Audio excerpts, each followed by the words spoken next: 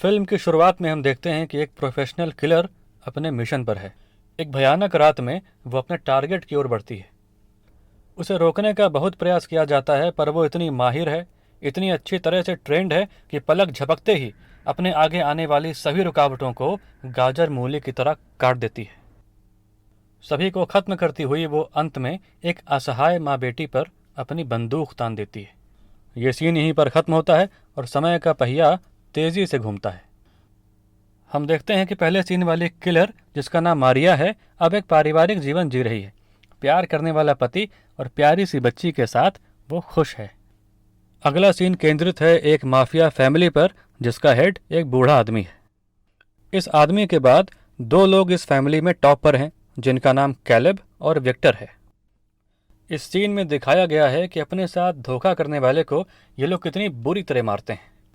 आगे हम ये भी देखते हैं कि कैलेब और विक्टर एक दूसरे को पसंद नहीं करते। खैर, गवर्नर का चुनाव होने वाला है और एक कैंडिडेट को ये फैमिली ज़रा भी पसंद नहीं करती। उसे ठिकाने लगाने का प्लान ये लोग बनाते हैं और जिम्मेदारी कैलेब को दी जाती है। उस गवर्नर कैंडिडेट की एक मीटिंग होने वाली है, जहां मारिया भी मौजूद है। कैलेब का आदमी उस जगह की फ़ोटो लेता है और कैलेब को दिखाता है। इन फोटोज़ में मारिया को देखकर कैलेब चौंक जाता है। ऐसा लगता है जैसे उसकी मारिया से कोई पुरानी दुश्मनी है। अगले सीन में हम देखते हैं कि कैलेब एक मंझा हुआ फाइटर है और अपने दुश्मन को 1-on-1 फाइट में हराकर मार डालने का शौकीन है। खैर, मारिया को जिंदा देखने का गुस्सा वो अपने अपोनेंट पर निकालता है और उसे हराकर जान से मार देता है। इसके बाद वो अपने आदमियों को बुलाता है और आदेश देता है कि किसी भी कीमत पर, किसी भी तरह ये पता करो कि मारिया कहाँ रहती है। उसके आदमी निकल पड़ते हैं और मारिया के एक दोस्त को पकड़ लाते हैं। उसे बुरी तरह टॉर्चर किया जाता है और मारिया के विषय में सभी जानकारियां इकट्ठा की जाती हैं। इधर एक बाजार में कैलेब के गुंडे मारिया का पीछा करते हैं। एक सीधी सादी लड़की की तरह वह भागकर अपने आप को बचाने का प्रयास करती है, लेकिन फंस जाने पर वह बुरी तरह पलटवार करती है, अपने पुराने रूप में लौट आती है और सभी गुंडों को एक ट्रेंड किलर की तरह मार डालती है। इसके बाद मारिया भागते हुए अपने घर पहुंचती है और सारा सामान पैक करने लगती है।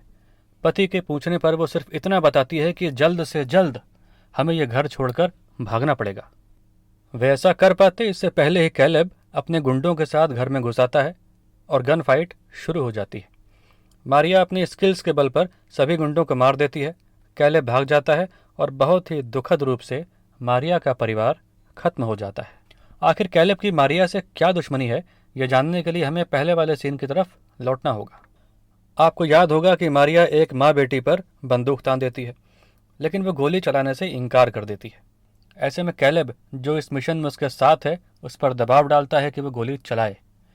तंग आकर मारिया कैलेब को ही घायल करके वहाँ से भाग जाती है।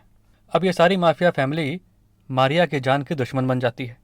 बाद में मरने का नाटक करके मारिया किसी तरह बच जाती है और एक नई जिंदगी की शुरुआत करती है। अपने पति और बेटी को खोने के बाद मारिया टूटती नहीं है और कैलेब से बदला लेने की ठान लेती है। वो तुरंत एक बार में पहुंचती है जहां वो अपने गुरु मिस्टर ग्रेग से मिलती है।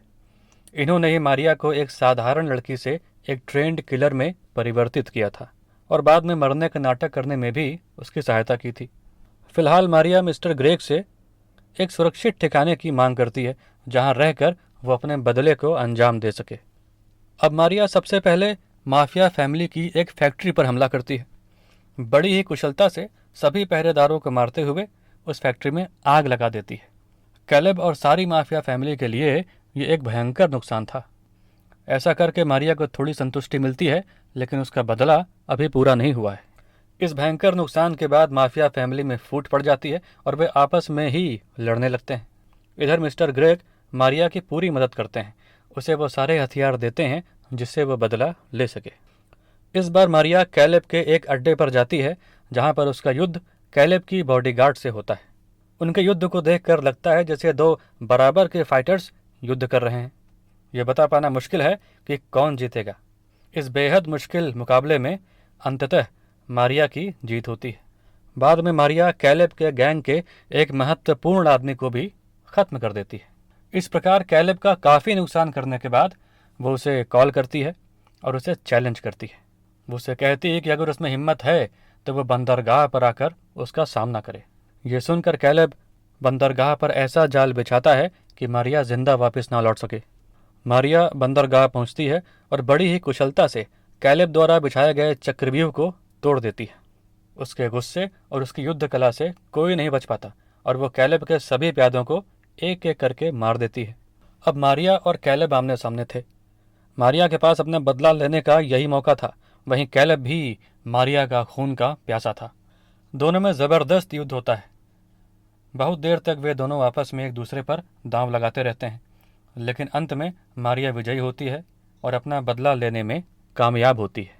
आखिरी सीन में माफिया फैमिली का हेड कैलेब की लाश देखता है और विक्टर से बदला लेने को कहता है। आगे क्या होगा ये बताए बिना ये पिक्चर यहीं पर ख़त्म होती है।